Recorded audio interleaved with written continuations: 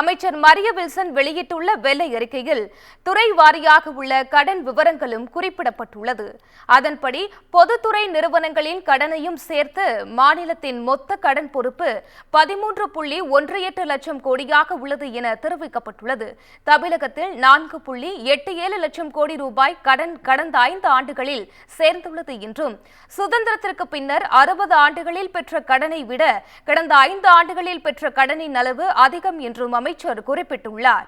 2020-21 நிதியாண்டில் 67,087 ரூபாயாக இருந்த ஒவ்வொருவருக்குமான கடன் பொறுப்பு தற்பொழுது 1,28,934 ரூபாயாக உள்ளது என்றும் அமைச்சர் மரிய வில்சன் தெரிவித்தார்.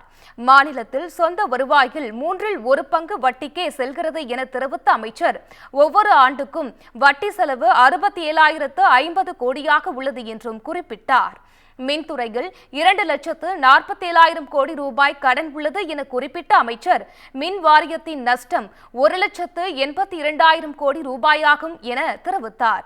போக்குவரத்து கழகங்கள் 72,667 கோடி இழப்பை சந்தித்துள்ளதாகவும், பேருந்துகளின் 1 கிலோமீட்டர் இயக்கத்திற்கு 78 ரூபாய் 81 காசுகள் செலவு ஆகும் நிலையில் வருவாய் வெறும் 25 ரூபாய் 97 காசுகள் மட்டுமே உள்ளது என்றும் அமைச்சர் மரிய வில்சன் விளக்கமளித்தார்.